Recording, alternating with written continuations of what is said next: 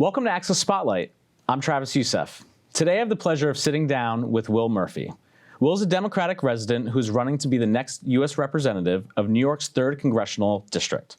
Welcome, Will. So happy to have you here with us today. Happy to be here, Travis. Thanks for having me. You're welcome. Let's just jump right in. Your campaign promotes you as being a common sense Democrat. Can you talk to me a little bit about what you mean by that? Well, sure. I think at the end of the day, I'm not a politician, so perhaps not a Democrat in the traditional sense of the word. What I am is a father, a husband, helpful neighbor, a loyal friend, an attorney, an educator. And like so many folks out there across our district, and frankly, across the whole country, I've just had enough. I've had enough of a broken government where these elected officials, frankly, on both sides of the aisle, Democrat and Republican, go to Washington and they spend decades making themselves multimillionaires in the process and sort of forgetting about we the people and leaving us behind. Sure. I've also had enough of this new wave of younger elected officials who I like to call reality show rejects, more or less, who go there and they sort of stir the pot. They create these culture wars and divide us and get us away from common sense and compromise and a sense of community and progressing things forward and make civil, respectful discourse impossible. That's what I mean when I'm a common sense Democrat. It's not about party politics. The common sense comes before the Democrat, and we can talk about why I'm a Democrat as the interview goes on. Sure. But it's more so about cooling things off, putting a little common sense back into Congress, creating a sense of community and a sense of compromise, and getting things done for all of us. Absolutely. And as you talk a little bit about community, you know, I know that you're a lifelong Long Island resident, born in Mineola, grew up in Farmingdale and Bethpage, and you now reside in Farmingdale. What is it about Nassau County that keeps you here? Well, it's a fantastic place to live. It's a fantastic place to live. I am a product of that. My wife is a product of that. And part of the reason why we're running and why this is so critical to us is we're the one campaign in this race that is actively raising young children in this district. We have a three-year-old son named Connor and a three-month-old son named Aiden. And congratulations, by the way. Thank you so much, sitting at home. And at the end of the day, what we want is we want them to have the same great community to live in and thrive in that we did. And unfortunately, as we look around, we're seeing that start to slip away. You know, Travis, the old adage with Long Island or the Long Island life or experience used to be that grandma and grandpa would move down to Florida or some other southern state to retire, and their children and grandchildren would stay to live and grow on Long Island. And sadly, as I look around, we're seeing less and less of that. Instead, what we're seeing is grandma and grandpa left behind and the children and grandchildren moving away for a more affordable life elsewhere. And that's happening for a variety of reasons. Happening because of bad politics coming out of Washington, D.C. It's happening because of bad politics coming out of Albany. And what we're left with is communities where safety was the most prioritized aspect starting to slip and become political. We're seeing quality public education that was always ranked among the finest in the country, starting to dip a little in those rankings, and this becoming a less vibrant, strong community to live in.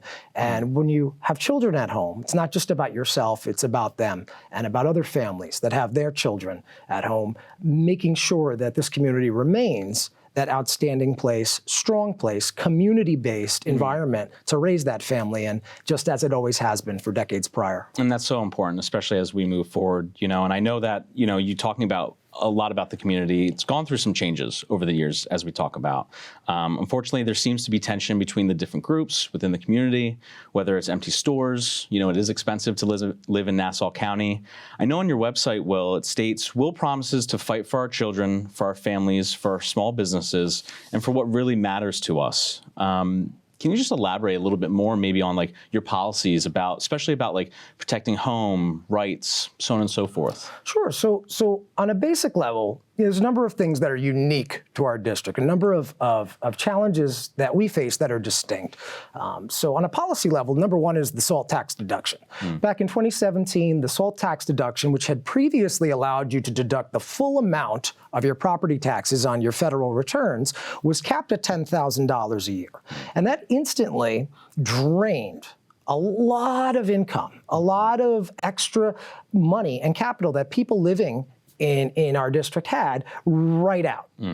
When you could go from deducting, say, anywhere from $15,000 to $20,000 to upwards of $35,000, $40,000 a year, and now you're limited at 10. Whether you're a Democrat or a Republican, that really, really hurts. Sure. And you see that trickle down to things like small businesses and communities, and you see families moving away.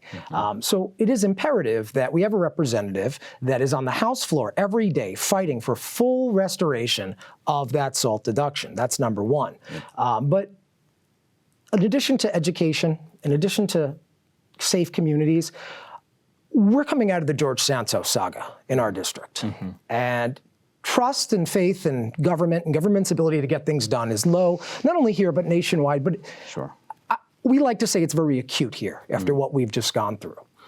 And I think what's most important is that we restore people's faith and trust in government, right? Washington, D.C. has become a breeding ground for the notion that a problem is worth a lot more than a problem solved. You look at some of the issues that we see on the news on a daily basis, right? Gun control, immigration, reproductive rights, marriage equality. And the funny thing is, when you actually poll Americans and poll folks in our district, most of us agree on all of these issues. The solutions are not complicated or hard to find. They're actually readily available and widely accepted by most of us. Yet they don't happen. They don't happen. Because what you have in Washington is a government that is all about personal self-interest instead of public service.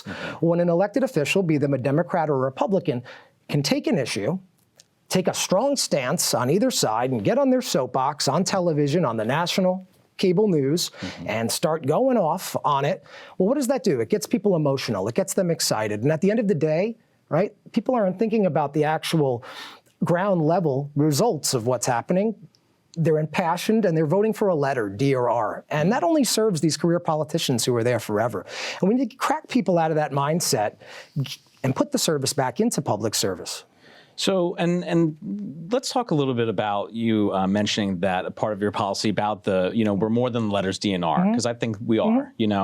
As good-hearted Americans, we do not deserve the intense divisiveness throughout the country that has led to all of us suffering in some way, shape, or form.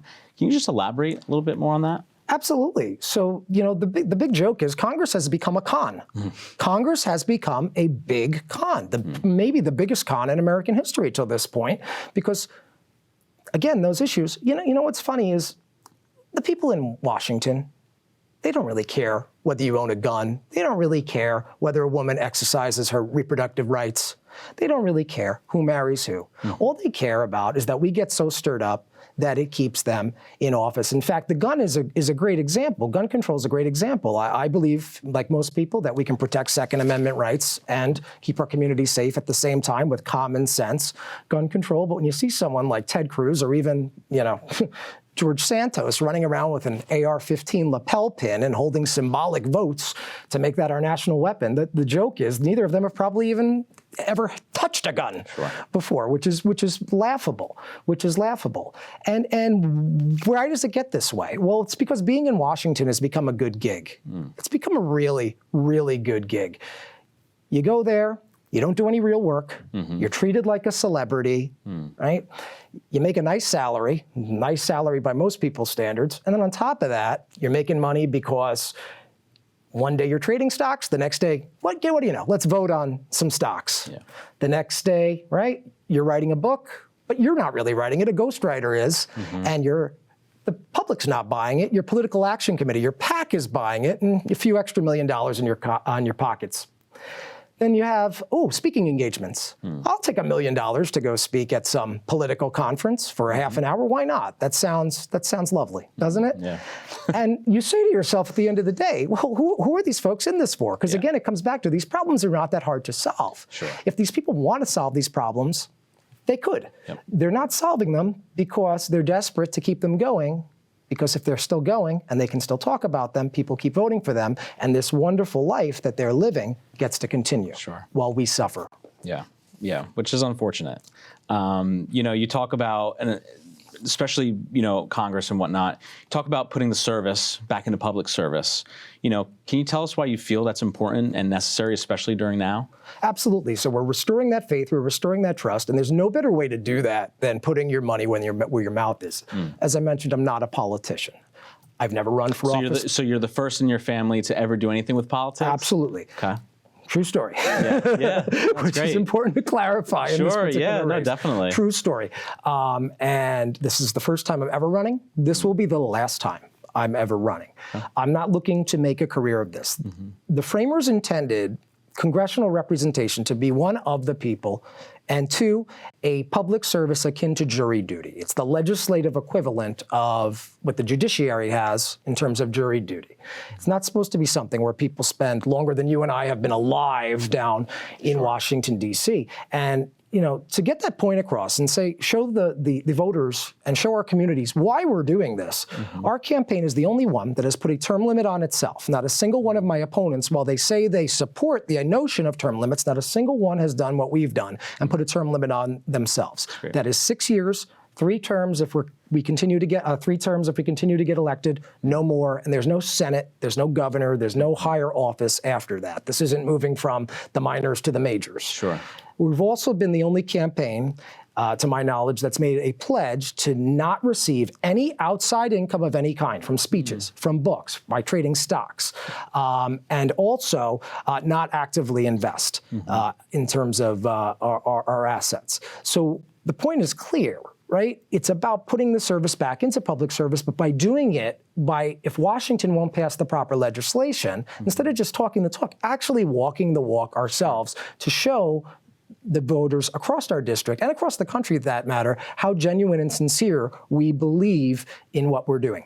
And it's about, I think, especially, it seems like for you, you really just want to make a huge impact with those 6 years and really do as much as you can, especially because you're so passionate, not only about obviously your community, but your family too. Absolutely. What would you say, Will, kind of getting into a little bit more about you, what would you say is your biggest achievement, so far?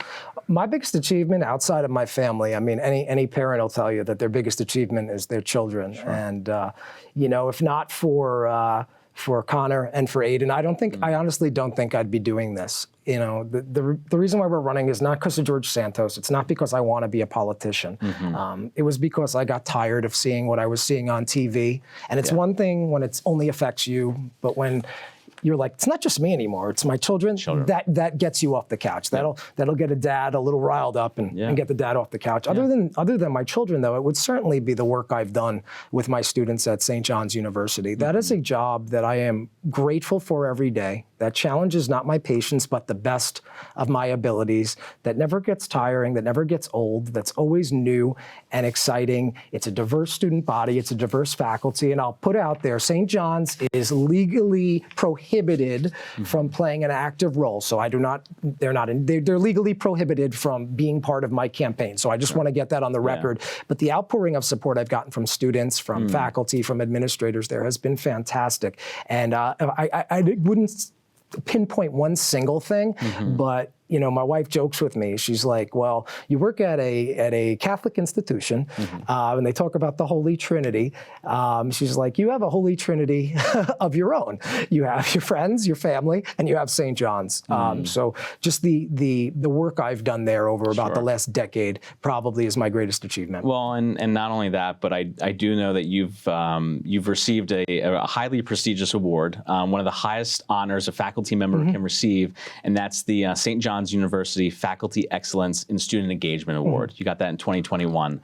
Tell me, what did that mean for you? Oh, you know what? It's that culmination of I'm not the type of person that needs a pat on the back. Especially when you love what you're doing, the reward is in doing it. The reward is in like getting in the classroom with my students. The reward is in sitting in a meeting with my colleagues talking about what amazing new academic programs or courses we're going to develop. It's about collaborating with someone on a great research paper. So that's the reward in of itself, the joy that you feel when you're doing it. But to actually be recognized for that and to be surprised by it, which I was at the time. I didn't see it coming or expect it. Nobody tipped me off, hey, you're going to win this award. It was a great culmination that encompassed everything that's happened there for the better over the course of, again, the last decade. Yeah, and that's awesome, Will. I mean, I think that speaks volumes. You know, it's not only what you've done there, but I think just also what you've done for your home life, you know, too. You're not only impacting your children, but you're impacting the children of the future, essentially, you know, which I think is so important because, you know, the children are the future. And we really do have to make sure that we're doing everything in our power to, you know, move them forward and in a positive direction, which I think is great. Talk to me a little bit about your time at St. John's. Now, I know that besides that, you were also a litigator and law professor. Do you think that your time as that will be an advantage during the campaign? You know, of course it will. You know, when I was a federal court litigator, I was involved in employment and labor law. Okay. I am part myself of a union. I represented labor unions when I was practicing law on a full-time basis, and I also represented victims of employment discrimination of all kinds, whether that's sexual harassment or some sort of race or religion-based discrimination. We did all of that, and it's near and dear to my heart, and it's part of what we're doing now. And you know what it speaks to? I represented unions. I now am a union member as an academic and a faculty at a university. And, you know, we're the only campaign with skin in the game. Yeah. We're the only campaign with skin with the game. I'm not much for talking about my opponents, but when you look at the roster of candidates, what you see is one thing is not like the others, and that's us. Yeah. On one end, you have people who they run for office. They run for office. They've been in office. They didn't accomplish anything there, but they've been there, and they're running again. Others who just wake up one morning and you're like, you know what?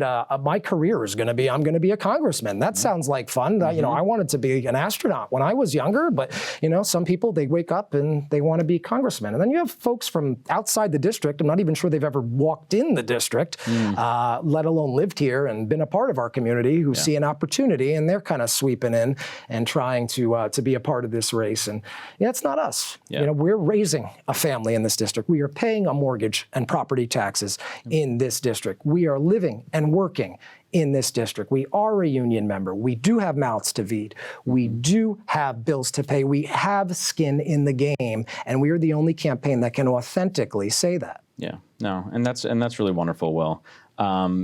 What would you say really drives you? Again, my children. Yeah. Again, my children. And before my children, I would say it was my students. Okay, sure. It was my students. There's something about either a young person at the college level or about, you know, children, adolescents, and younger, that's just, it's so impressionable and moldable. And you see it, right?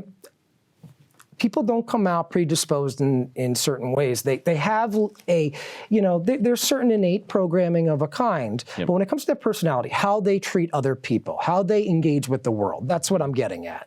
I'm not getting at their height or weight or other things. I'm getting at that.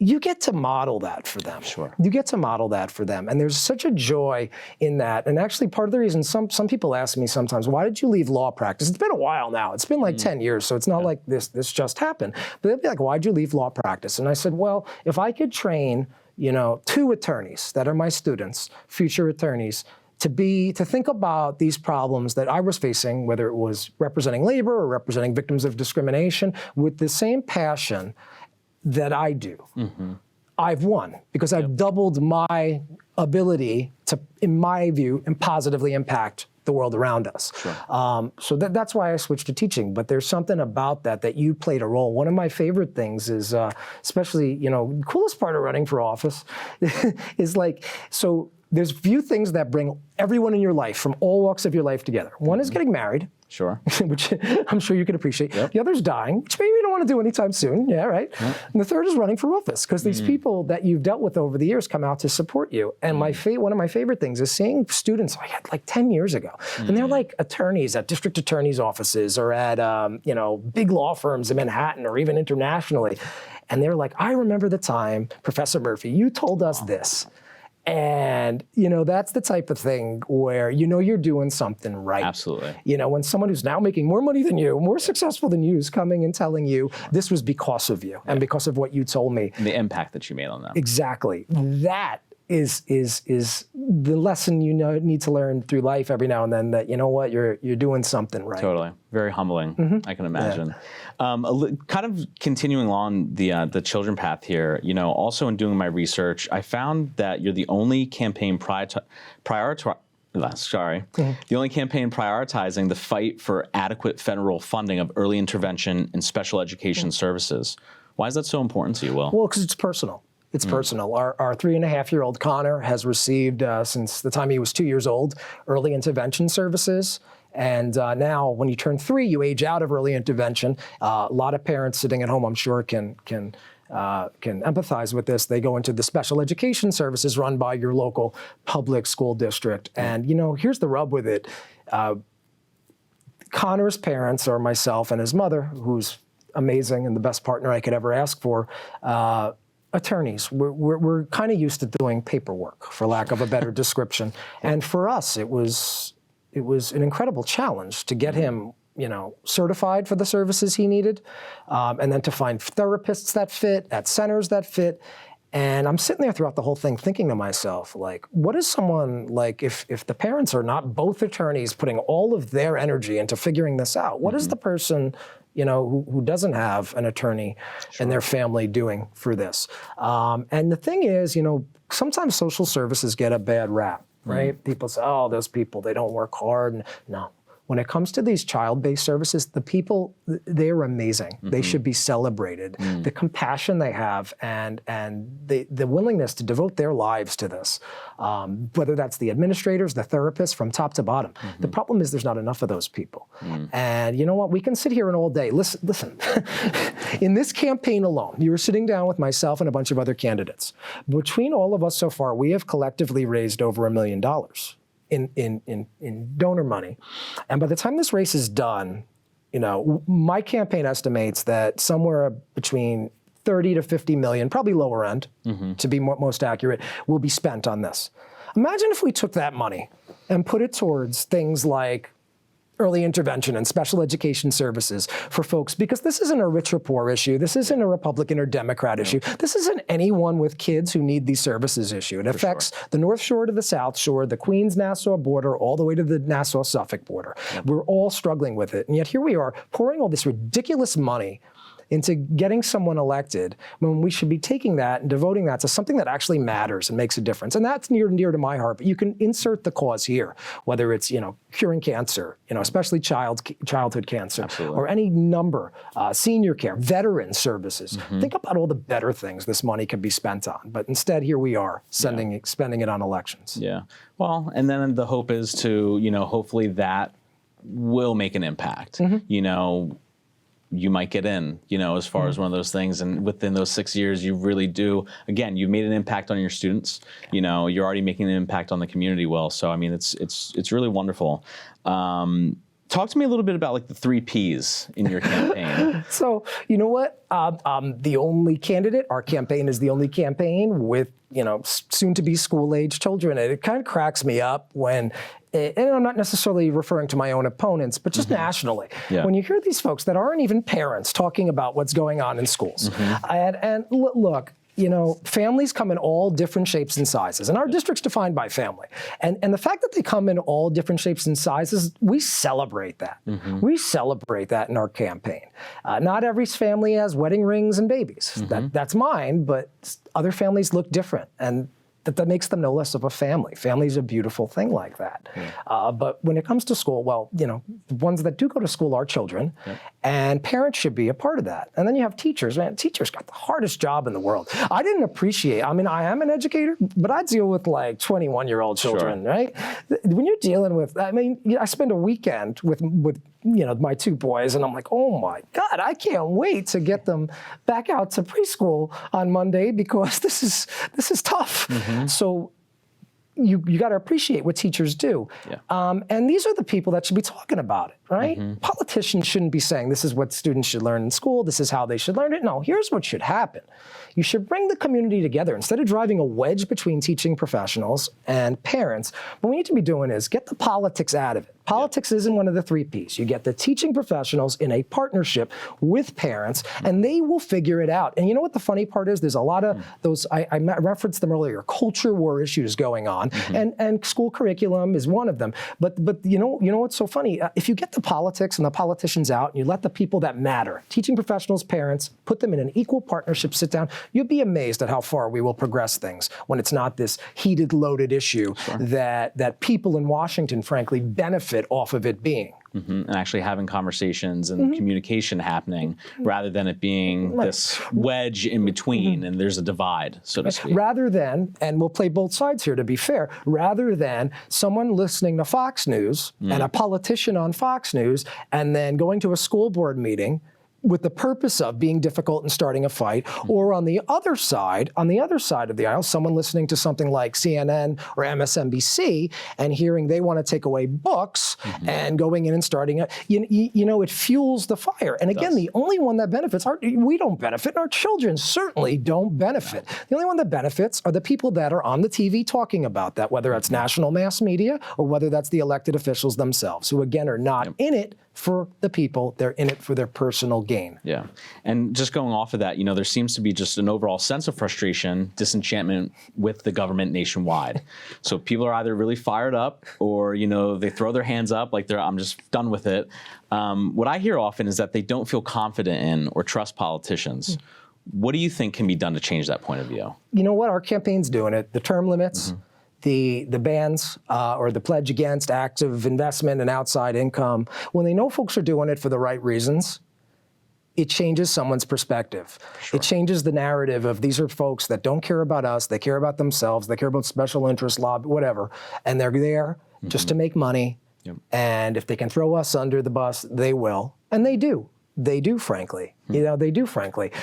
We need to get out of that. And it's so funny because you go around, you meet people, and the minute you say, I'm Will Murphy and I'm running for Congress, they give you this look like, what's his angle? What's he up to? It's only natural. I would probably do that too if I met a candidate before. And over the course of a conversation, our campaign's able to win them over. Because I'm like, first of all, look, if you think I just woke up one morning and wanted to be a politician, do you think I would choose this race?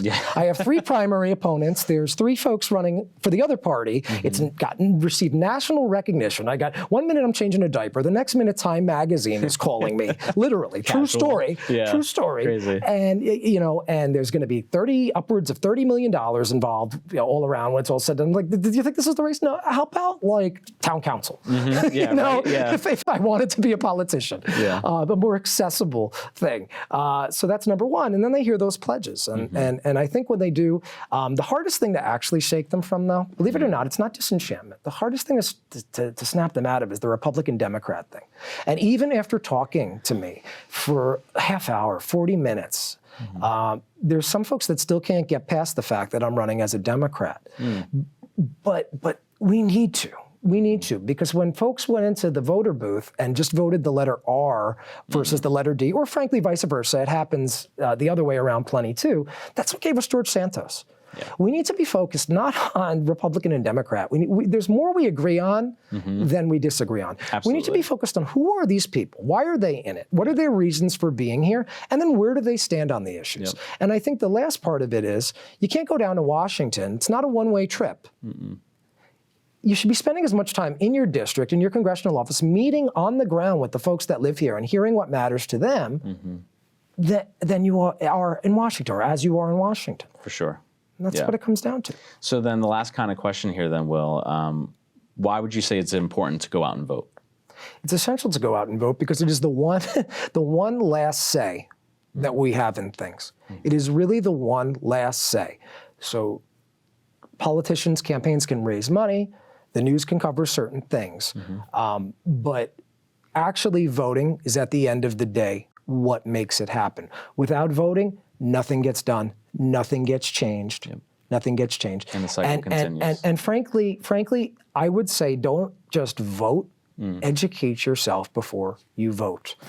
Don't let who's got the most lawn signs or who's running the most ads determine it. Take, and it doesn't even take a long time, a few minutes. And don't just look at our campaign, look at all of our opponents too. Sure. Be fair to yourself. And do your homework and see what do these folks stand for? Who are they as people? Why are they running?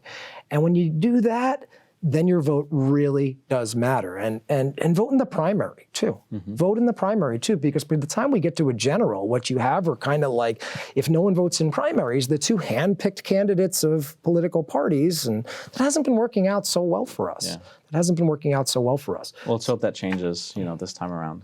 We're certainly fighting to make sure it does. Yeah. All right. Well, Will, thank you so much. I really appreciate your time. And it's been great having you. So thanks so much. You as well. Yeah, thank you. Thank you. All right, Will.